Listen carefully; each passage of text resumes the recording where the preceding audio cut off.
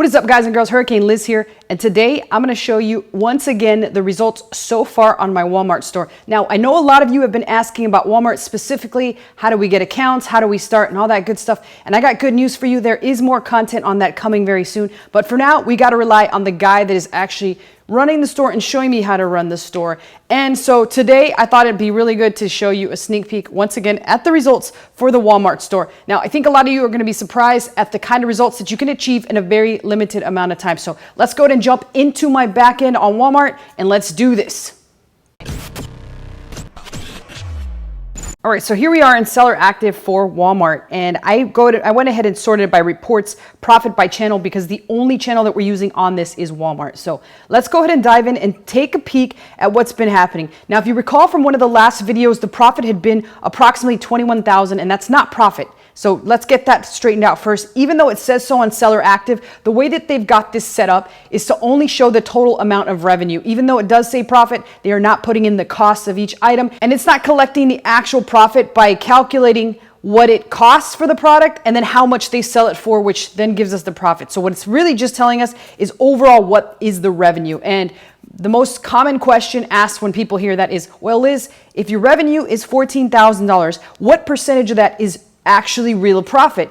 And the answer is it's on or around between 10% and 20%. More than likely, it's 10% if we take into account how much I'm paying the guy to run all this, and it's 20% if we look at it overall. So he is getting 50%, which is another question that I get asked very often. How much does my team take for running the store? Which means they perform the day-to-day duties, they add all the products to this store, they answer all the customer service requests. The only thing that I'm in charge of is making sure that they have capital to buy products with, and that's managing the credit card on which they spend to buy these products. So here we have what's happened in the last 30 days. We can see that we had a $1,400 day on April 10th, and that seems to be the highest day overall. April 16th was pretty good, and then there's some other days where it just doesn't do that great. Many people also ask, is it worthwhile to have this store? Well, the reality is it is, just to show you guys what happens with these stores.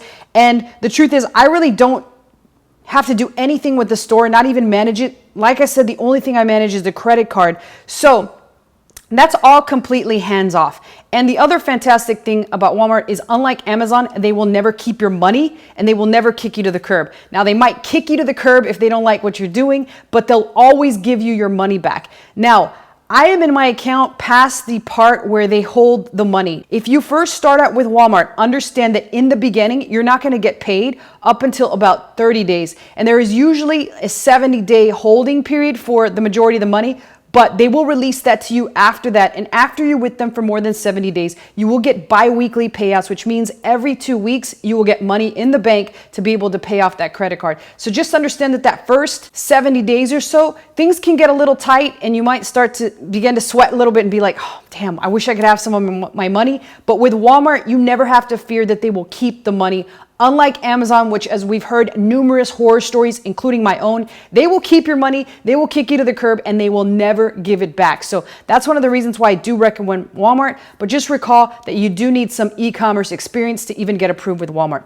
So a couple other things that we notice is a lot of people have said, all right, Liz, well, how much longer will this work? Is this a good business model? The answer is yes, but once again, you do have to have e-commerce experience.